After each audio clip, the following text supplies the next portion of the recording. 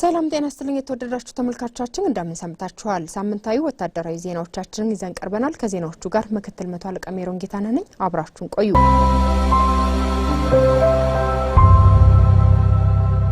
የኢፌዴሪ መከላከያ ሚኒስቴር በምስራቅ ሸዋ ዞን ሎሚ ወረዳ በኮልባ መንደር የገነባውን የጋራ መኖሪያ ቤቶች ፕሮጀክትን አጠናቆ ለክልሉ መስተዳደር አስረከበ።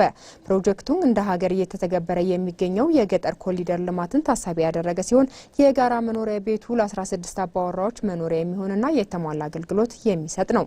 በርክክብ ስነ ስርዓቱ ላይ የተገኙት የመከላከያ ሚኒስትር ክብርት ኢንጂነር አይሻ መሐመድ ቤቶቹ መጠለያ ብቻ ሳይሆኑ ለበጎ አድራጎት በጋራ ከሰራን የማናሳካው ነገር እንደሌለ ያሳየንበት ነው ብለዋል። መከላከያ ሰራዊታችን ሀገርን ከጠላት የመከላከል ቀዳሚ ግዳጁን እየተወጣ እንዲህ ባሉ የዜጎች ሕይወት በሚቀይሩ የልማት ስራዎች ላይ ግንባር ቀደም ሆኖ መገኘቱ ታላቅ ኩራት ይሰማኛል። ዛሬ የምናስረክባቸው እነዚህ ቤቶች መጠለያ ብቻ አይደሉም።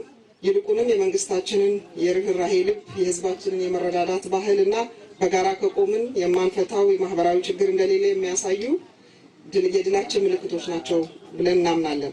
የፍትህ ሚኒስተሯ ክብርት ወይዘሮ ሀና አርአያ ስላሴ በበኩላቸው በጠቅላይ ሚኒስትራችን ራዕይ በተጀመረው የገጠር ኮሪደር ልማት መሰረት የበጎ አድራጎት ተግባር ስራ በማየታችን ደስ ብሎናል ብለዋል። ዛሬ ደግሞ ይህን የምናስመርቅበት ቀን በአድዋ ማግስት መሆኑ የተከበረው መከላከያ ሰራዊታችን የሀገርን ዳር ድንበር በማስጠበቅ ለዘመናት ያለውን የኢትዮጵያውያን የአይበገሬነትን መንፈስ ባሳየበት መንገድ አሁን ደግሞ በዚህ በልማት ስራ ይህን ታላቅ ነገር አስመርቋል። ለዚህ ለመከላከያ ሰራዊቱ ሁሉ ጥልቅ ምስጋናዬን አቀርባለሁ። የምስራቅ ሸዋ ዞን ዋና አስተዳዳሪ አቶ አባቡ ዋቆ ጀግናው የመከላከያ ሰራዊት ጸጥታን ከማስከበር ባለፈ ይህንን ቤት ገንብቶ ስላስረከበን እያመሰገንን በዚህም ተነሳስተን እኛም በቅርቡ የምናስመርቃቸው ሌሎች ፕሮጀክቶችን እየገነባን እንገኛለን ሲሉ ተናግረዋል። ግንባታውን ያከናወነው የመከላከያ መሐንዲስ ዋና መምሪያ ሲሆን በ5 ወራት ጊዜ ውስጥ ስራውን አጠናቆ ማስረከቡ የዋና መምሪያውን ቀልጣፋ አገልግሎት ማሳያ መሆኑ ተገልጿል። ዘገባው የበላቸው ስመኝ ነው። የመከላከያ ሰራዊቱ የኢትዮጵያን ብሔራዊ ጥቅምና ሉዓላዊነት ለማስከበር ማንኛውንም አይነት መስዋዕትነት ለመክፈል በአስተማማኝ ቁመና ላይ እንደሚገኝ የመከላከያ ትምህርትና ስልጠና ዋና መምሪያ ኃላፊ ጄኔራል ይመር መኮንን አስታወቁ። 130ኛው የአድዋ ድል በዓል በማስመልከት በአድዋ ሙዚየም የስብሰባ አዳራሽ ከአዲስ አበባ ከተማ ነዋሪዎችና ወጣቶች ጋር በተካሄደ የፓናል ውይይት ላይ ንግግር ያደረጉት ጄኔራል ይመር መኮንን የአድዋ ድልና የዘመናዊ ሰራዊት ግንባታ ታሪክ በእድሜ የማይራራቁ መሆናቸውን ጠቁመው ድሉ ለዛሬው ሰራዊት አንድነት፣ የጀግንነትና የጽናት ምንጭ መሆኑን ገልጸዋል። ሰራዊቱ ከአባቶቹ የወረሰውን የጀግንነት አርአያነት በተግባር እያረጋገጠ እንደሚገኝም አክለው ገልጸዋል። ጄኔራል ይመር መኮንን አክለውም የኢትዮጵያ የባህር በር ጥያቄ ፍትሃዊ፣ ህጋዊና ከህልውናችን ጋር በቀጥታ የተያያዘ መሆኑንም አጽንኦት ሰጥተው ተናግረዋል። ዘገባው የልደት አስረስ ነው። ሰራዊታችን ወደ ራሱ የሚሰነዘሩ ጥቃቶችን በማያዳግም ሁኔታ እየመከተ በሌላ በኩል የተረጋጋ ቀጠናዊ ሁኔታ ለመፍጠር በዓለም አቀፍ ሰላም ማስከበር ተልዕኮ ላይ ተሰማርቶ አመርቂ ስራዎችን እየሰራ እንደሚገኝ የመከላከያ ዘመቻ ዋና መምሪያ ኃላፊ ሌተናል ጄኔራል በላይ ስዩም ገለጹ። የመከላከያ ዋር ኮሌጅ ለ5ኛ ዙር ባጭር ኮርስ ያሰለጠናቸውን ስትራቴጂካዊ አመራሮች አስመርቋል። የመከላከያ ዋር ኮሌጅ ያሰለጠናቸውን ስትራቴጂክ አመራሮች ባስመረቀበት ስነ ስርዓት ላይ የመከላከያ ዘመቻ ዋና መምሪያ ኃላፊ ሌተናል ጄኔራል በላይ ስዩም በክብር እንግድነት ተገኝተው ባስተላለፉት መልእክት ተቋማችን መከላከያ ስትራቴጂክ አመራር በመገንባት በየደረጃው በማስተማርና በማሰልጠን ላይ እንደሚገኝ ገልጸዋል። ኮሌጁ በየዓመቱ የሚያስተምረው የመደበኛ ዙር ትምህርት በተጨማሪ በየ3 ወሩ አጫጭር ኮርሶች ስልጠና፣ ለጀነራል መኮንኖች ልዩ ስልጠናና ተንቀሳቃሽ ስልጠና ቲም በማደራጀት ስልጠናን እንዲሰለጥኑ ለሚጠይቁ ክፍሎች የስራ ላይ ስልጠና በመስጠት ከጊዜ ወደ ጊዜ የትምህርት ስልጠና አድማሱን እያሰፋ ይገኛል። ለ5ኛ ዙር የስትራቴጂክ አመራር ተማሪዎች ተንቀሳቃሽ የመስክ ስልጠና በማካሄድ የተሻለ እውቀት እንዲያገኙ ተደርጓል ያሉት የመከላከያ ዋር ኮሌጅ አዛዥ ሜጀር ጄኔራል ቡልቲ ታደሰ ኮሌጁ የሰልጣኞችን የስትራቴጂክ አመራር እውቀት ለማሳደግ የተለያዩ ወታደራዊ ዘመቻዎችን የማቀድ የማደራጀትና በውጤት የመምራት ክህሎት እንዲኖራቸው የሚያስችሉ የመማር ማስተማርና የምዘና ዘዴን በጥልቀት እየተሰራበት መሆኑንም አስታውቀዋል። ዋር ኮሌጅ ከሌሎች የተቀናጁ ውስብስብ የሆኑ ሀገራዊ ደህንነት ስጋቶችን የሚተነትኑ፣ የሚረዱ፣ መፍትሄ አቅጣጫ የሚያስቀምጡ፣ ተልዕኳቸውን ጠንቅቆ የሚያውቁ፣ ወታደራዊ ሲቪል አመራር ጥምረትን በደንብ የተረዱ፣ ይህን ተገንዝቦ የስነ ጦርነትና የሰላም አማራጮችን ከሀገራችን ብሔራዊ ጥቅም ጋር ሊያስተሳስሩ የሚችሉትን በቂ እውቀት እንደተገኘ ከቀረበው ሪፖርት መረዳት ይቻላል። የስልጠናውን ሪፖርት ያቀረቡት የመከላከያ ዋር ኮሌጅ ትምህርትና ስልጠና ዲን ብርጋዴር ጀነራል ጥላሁን ደምሴ በበኩላቸው ሰልጣኞቹ የገለጻ ትምህርት ከተጨባጭ ሁኔታ ጋር በማዋሃድ የተሻለ አቅም እንዲኖራቸው የተለያዩ አመራሮችን በመጋበዝ የህይወትና የስራ ተሞክሮቻቸውን እንዲያጋሩ በማድረግ ትምህርታዊ ጉብኝቶች በማካሄድ በርካታ እውቀቶችን እንዲያገኙ መደረጉን ተናግረዋል። ተመራቂ አመራር አባላቱን በበኩላቸው ሀገር ካለችበት ነባራዊ ሁኔታ አንጻር በርካታ ስትራቴጂካዊ ስልጠናዎችን በኮሌጁ ቆይታቸው በተግባርና በንድፈ ሀሳብ መውሰዳቸውን ተናግረው ያገኙትን የአመራርነት ጥበብና እውቀት በመጠቀም ውጤታማ ስራ አፈጻጸም ለማስመዝገብ መዘጋጀታቸውን ገልጸዋል። ዘገባው የራሄል ገዛኸኝ ነው። 65ኛው የልዩ ዘመቻዎች የምስረታ በዓል በስኬት እንዲጠናቀቅ ከፍተኛ አስተዋጽኦ ላበረከቱ አካላት የእውቅናና የምስጋና መርሃ ግብር ተከናወነ። ልደታ አስረስ ተጨማሪ አላት። የካቲት 15 ቀን በሐዋሳ ስታዲየም በደመቀ ሁኔታ ለተጠናቀቀው 65ኛው የልዩ ዘመቻዎች የምስረታ በዓል ስኬታማ እንዲሆን ድጋፍና አስተዋጽኦ ላደረጉ አካላት ነው እውቅና የተሰጠው።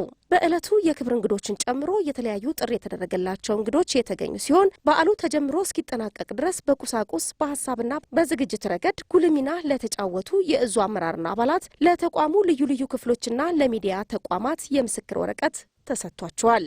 በዓሉ የልዩ ዘመቻዎችን እዝ ታሪካዊ ጉዞና ዝግጁነት ለዓለም ያሳየ እንደነበር የገለጹት የልዩ ዘመቻዎች እዝ አዛዥ ሌተናል ጀነራል ሹማ አብደታ ለዝግጅቱ መሳካት የእዙ አካላት የተጓዳኝ ክፍሎችና የባለድርሻ አካላት ቅንጅት ከፍተኛ ውጤት እንዳስገኘ ገልጸዋል።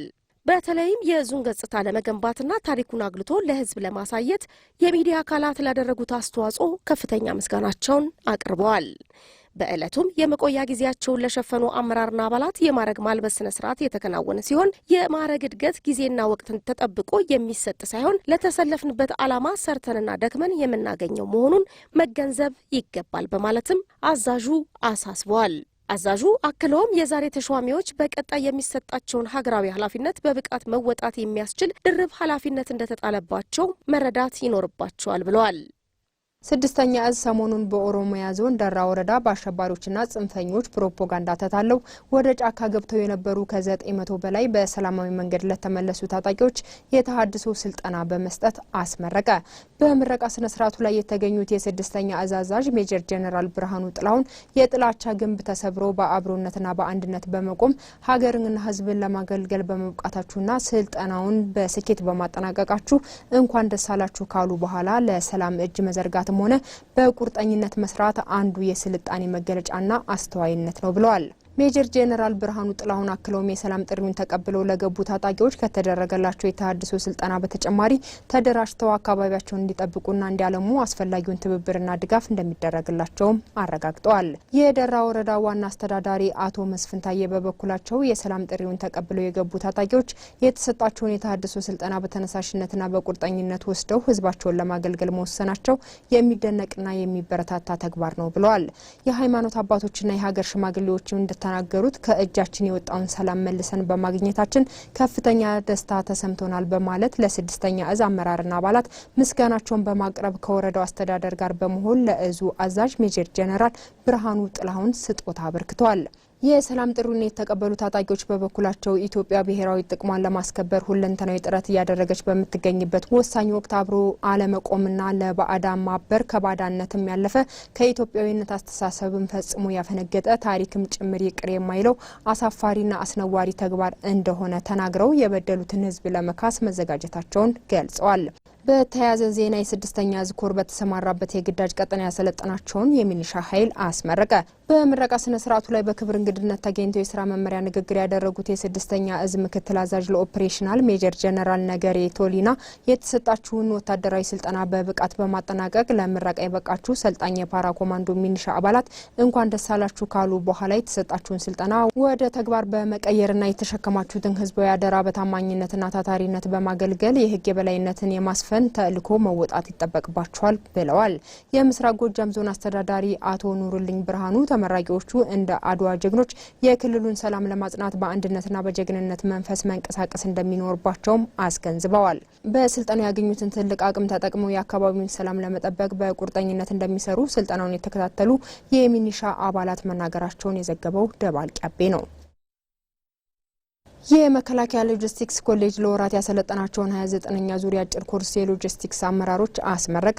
በምረቃ ስነ ስርዓቱ ላይ የተገኙት የመከላከያ ሎጂስቲክስ ዋና መምሪያ የሜንቴናንስ መምሪያ ኃላፊ ሜጀር ጀነራል በርሄ ገብረመድህን ጀግኖች አባቶቻችን ሀገራችንን ለመውረርና ለመቀራመት የመጣውን ወራሪ ኃይል በማሳፈር የደመሰሱበትን የአድዋ ድል በሚከበርበት ወቅት የተመረቃችሁ በመሆኑ ይህንን የድል ታሪክ ማስቀጠል አለባችሁ ካሉ በኋላ ተመራቂዎች የተማራችሁትን ሳይንስና እውቀት ከነበራችሁ ተሞክሮ ጋር በማቀናጀት ከዘመኑ ጋር የዘመነ አሰራርን በመከተል ሀገራችሁን እንድታገለግሉ ሲሉ አሳስበዋል።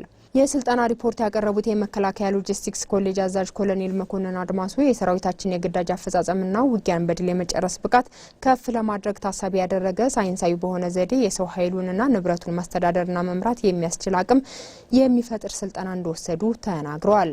በኮሌጁ ቆይታቸው በርካታ ሎጂስቲክሳዊ እውቀት መቅሰማቸውን ከተመራቂዎች መካከል አንዳንዶቹ ተናግረዋል። በሌላ ዜና የሜጀር ጀነራል ሙሉጌታ ቡሊ ፖሊቴክኒክ ኮሌጅ በአጭርና መደበኛ ኮርስ ብቃት ያላቸው ሀገራቸውንና ተቋማቸውን የሚወዱ ሙያተኞችን እያፈራ መሆኑ ተገልጿል። የሜጀር ጀነራል ሙሉጌታ ቡሊ ፖሊቴክኒክ ኮሌጅ አዛዥ ተወካይ ኮሎኔል አለማየሁ ስበቡ የሜጀር ጀነራል ሙሉጌታ ቡሊ ፖሊቴክኒክ ኮሌጅ በመደበኛና አጭር ኮርስ በአርማመንት፣ በአውቶ ታንክ፣ በኮንስትራክሽን፣ በኤሌክትሪካል፣ በአይሲቲ፣ በማኑፋክቸሪንግ ዲፓርትመንቶች የመከላከያ ተቋማችንን የውጊያ አቅሞች የሚያጠናክሩና ግዳጆችን በብቃት የሚወጡ ሙያተኞችን እያፈራ እንደሚገኝ ገልጸዋል። የሜጀር ጀነራል ሙሉጌታ ቡሊ ምክትል አዛዥ ለትምህርትና ስልጠና ዲን ሌተናል ኮሎኔል ወልደ ተክለ ወልዳይ አባይ በበኩላቸው የሜጀር ጀነራል ሙሉጌታ ቡሊ ፖሊቴክኒክ ኮሌጅ ከተለያዩ የሰራዊታችን የጦር ክፍሎች ተመልምለው ወደ ኮሌጁ ከሚገቡ ተማሪዎች በተጨማሪ አቅም ለሌላቸው ሲቪል ማህበረሰብ በማታና በቅዳሜና እሁድ ነጻ የትምህርት እድል እንዲያገኙ በማድረግ ከአካባቢው ህብረተሰብ ጋር በጸጥታና በልማት ስራዎች አንድነታችን አጠናክረን እንገኛለን ማለታቸውን የዘገበው ኃይለማርያም ተሾመ ነው። የሰራዊታችን ሁለንተና የግዳጅ አፈጻጸም ሊያሳድጉ የሚችሉ ስልጠናዎችን በማካሄድና ዝግጁነታችንን በማጠናከር የውጭና የውስጥ ጠላቶቻችንን ፍላጎት ማምከን እንደሚገባ ተገለጸ። የምስራቅ እዝ ምክትል አዛዥ ለውጊያ ድጋፍ አገልግሎት ሜጀር ጀነራል ፍቃዱ ጸጋዬ በእዙ አንድ ኮር ውስጥ እየሰለጠኑ የሚገኙ ሰልጣኞችን ባነጋገሩበት ወቅት ስልጠና የጠላቶቻችንን ፍላጎት በሩቅ ለማስቀረትና ለማምከን የሚያስችል በመሆኑ የምስራቅ እዝ የግዳጅ አፈጻጸምን ሊያሳድጉ የሚችሉ ስልጠናዎችን ከማሰልጠኛ ማዕከል ባሻገር በተሰማራችሁበት የግዳጅ ቀጠናዎች ሁሉ በማካሄድ አቅም ማሳደግና ማጠናከር ያስፈልጋል ብለዋል።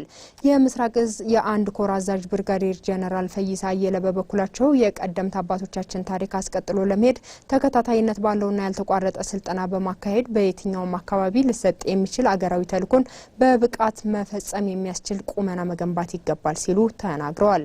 ዘገባው የምስራቅ እዝ ሚዲያና ሕዝብ ግንኙነት ነው። የፖላንድ የሕክምና ቡድን ለጀግኖች የጦር ጉዳተኞች ስኬታማ የሕክምና አገልግሎት መስጠቱ ተገለጸ። ላለፉት ተከታታይ ቀናት በጦር ኃይሎች ኮንፈረንሲቭ ስፔሻላይዝድ ሆስፒታል ከባድና ውስብስብ የሆኑ የቀዶ ጥገና ሕክምና ሲሰጥ የቆየው በኢትዮጵያ የፖላንድ የሕክምና ቡድን የምስጋናና የሽኝት መርሃ ግብር ተካሂዷል። በመርሃ ግብሩ ላይ ንግግር ያደረጉት የጦር ኃይሎች ኮንፈረንሲቭ ስፔሻላይዝድ ሆስፒታል አዛዥ ሜጀር ጀነራል ዶክተር ኃይሉ እንደሻው የሕክምና ቡድኑ ለጀግኖቻችን ለሰጠው ነጻ ሕክምና አገልግሎት ምስጋና አቅርበዋል። በጦር ኃይሎች ኮንፈረንሲቭ ስፔሻላይዝድ ሆስፒታል ሜዲካል ዳይሬክተር ብርጋዴር ጀነራል ዶክተር ገነት ይማም በኢትዮጵያ የፖላንድ የሕክምና ቡድን ለሀገራቸው ክብር ሲዋደቁ የቆሰሉ ጀግኖች ወታደሮችን ከማከም በተጨማሪ ያበረከተው የእውቀት ሽግግር የሚደነቅ መሆኑን አንስተዋል። በኮፐርኒከስ ዩኒቨርሲቲ የሕክምና ኮሌጅ የነርቭ ቀዶ ጥገና ስፔሻሊስት ፕሮፌሰር ዚጉመንት በበኩላቸው ወደ ኢትዮጵያ ለአምስተኛ ጊዜ መምጣታቸውን ገልጸው የነርቭ ቀዶ ጥገና ቡድናቸውም ዘመናዊ ሰው ሰራሽ ቁሳቁሶችን በመጠቀም በርካታ ቀዶ ጥገናዎችን በማከናወናቸው መደሰታቸውን ተናግረዋል። ዘገባው የያሬድ ጥላይ ነው። የአድዋ ካፕ ስፖርታዊ ውድድር አካል የሆነው የአድዋ ጎልፍ ዴይ የጎልፍ ጨዋታ ውድድር ተጠናቀቀ። በዚህ ውድድር በርካታ የውጭ ሀገር ዜጎች ጭምር እንደተሳተፉበት ተጠቁሟል። በላቸው ክንዴ ተጨማሪ አለው። የዘንድሮውን 130ኛ የአድዋ ድል በዓል መነሻ በማድረግ በመከላከያ ሰራዊት ፋውንዴሽን አዘጋጅነት ሲካሄድ የቆየው የአድዋ ካፕ ስፖርታዊ ውድድር አካል የሆነው የጎልፍ ክለብ ጨዋታ ውድድር ፍጻሜውን አግኝቷል።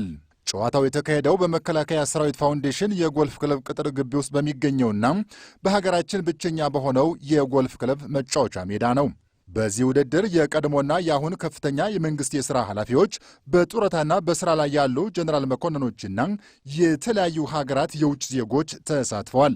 በዚሁ የጎልፍ ስፖርት ማጠቃለያ መርሃ ግብር ላይ ንግግር ያደረጉት የመከላከያ ሰራዊት ፋውንዴሽን ዋና ስራ አስፈጻሚ ሜጀር ጀነራል ደረጀ መገርሳም የጎልፍ ስፖርትን ለማሳደግና ሜዳውን ለማስዋብ እውቀት፣ ጊዜና ጉልበት እንደሚያስፈልግ ጠቅሰው የጎልፍ ስፖርት ተጫዋቾችም ከክለቡ ጎን እንዲሆኑና ወደ ጎልፍ ስፖርት ጨዋታም አዳዲስ ተጫዋቾችን እንዲገቡ በማድረግ የጎልፍ ስፖርቱና የፋውንዴሽኑ አምባሳደር ሆነው እንዲቀጥሉ ጠይቀዋል። ሜጀር ጀነራል ደረጃ አክለውም በመከላከያ ሰራዊት ፋውንዴሽን ስር የሚገኙ ፋብሪካዎችን እንዲጎበኙ ለጎልፍ ስፖርት ተጫዋቾች ግብዣ አቅርበዋል። በመከላከያ ሰራዊት ፋውንዴሽን የጎልፍ ክለብ ስራ አስኪያጅ ሌተናል ኮሎኔል ዘውዱ ቱሉም ውድድሩ ለሶስተኛ ጊዜ መዘጋጀቱን ገልጸው በውድድሩ 56 ተወዳዳሪዎች ተሳትፈዋል ብለዋል። ከእነዚህ ውስጥ 20ዎቹ የውጭ ዜጎች መሆናቸውንም ገልጸዋል። የዘንድሮው የጎልፍ ጨዋታ ውድድር ደማቅ እንደነበረ የገለጹት ሌተናል ኮሎኔል ዘውዱም ውድድሩም ከዓመት ዓመት እየተጠናከረ መምጣቱን ጠቁመዋል። በጎልፍ ውድድሩም የታሰበውን ግብ ማሳካት መቻሉን ተናግረዋል። በዋናነት የአድዋ በዓል እንግዲህ አጠቃላይ የአፍሪካውያንና የጥቁር ሕዝቦች የነጻነት ተምሳሌት ቀን ነው። ይህንን ቀን ምክንያት በማድረግ የጎልፍ ውድድሩን ማዘጋጀት ውጤታማ ነው ማለት ይቻላል። ግን የበለጠ መስራት ይፈልጋል፣ ትኩረት ይፈልጋል። በሌሎች መድረኮችንም የግንዛቤ ማስጨበጫ ስራዎችን እንደሚፈልግ ነው የተረዳ ነው። በዋናነት ግን የአድዋ ቀንን መታሰቢያ አድርገን ያደረግነው የተሻለ ግቡን እየመታ ነው ብለን ማስቀመጥ እንችላለን።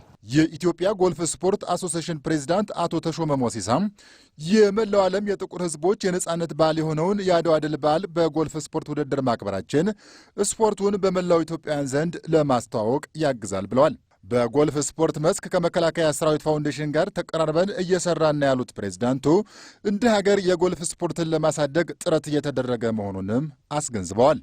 በተካሄደው የጎልፍ ስፖርት ውድድር አጠቃላይ አሸናፊ ለሆኑት ለአቶ ሮቤል ዮሐንስ ሜዳሊያ፣ ዋንጫ፣ ጋሻና ጦር ተሸልመዋል። ከ1 እስከ 6 አሸናፊ የሆኑ የጎልፍ ስፖርት ተወዳዳሪዎችም የሜዳሊያና ዋንጫ ሽልማት ተበርክቶላቸዋል።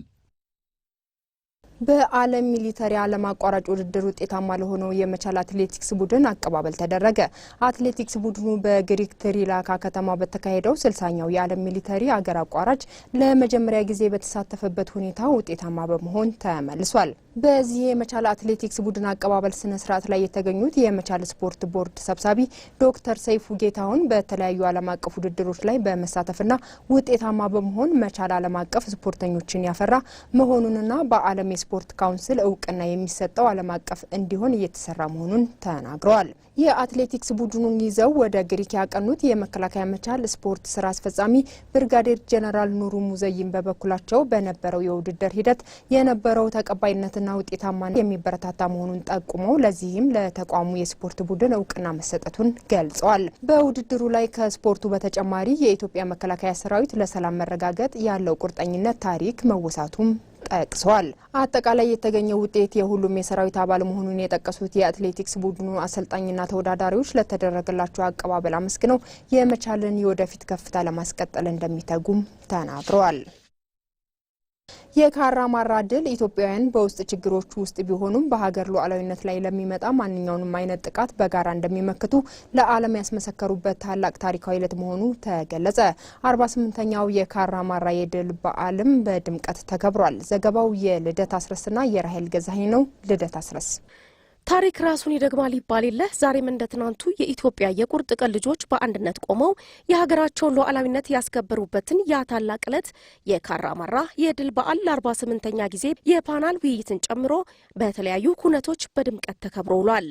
ከበዓሉ ከ2 ቀን በፊት በመኮንኖች ክበብ ታሪካዊ የፓናል ውይይት የተካሄደ ሲሆን በዚህ መድረክ ላይም የቀድሞ ህብረተሰባዊት ኢትዮጵያ ወደር የሌለው ጀግና ሜዳይ ተሸላሚ ብርጋዴር ጀነራል ተስፋዬ ሀብተ ማርያም፣ የቀድሞ የ18ኛ ተራራ ክፍለ ጦር አዛዥ ሜጀር ጀነራል መርዳሳ ሌሊሳን ጨምሮ ከባህር ኃይል ከአየር ኃይልና ከምድር ጦር የተውጣጡ የቀድሞ አንጋፋ የጦር መሪዎችና ጀግና የማህበሩ አባላት ተገኝተዋል።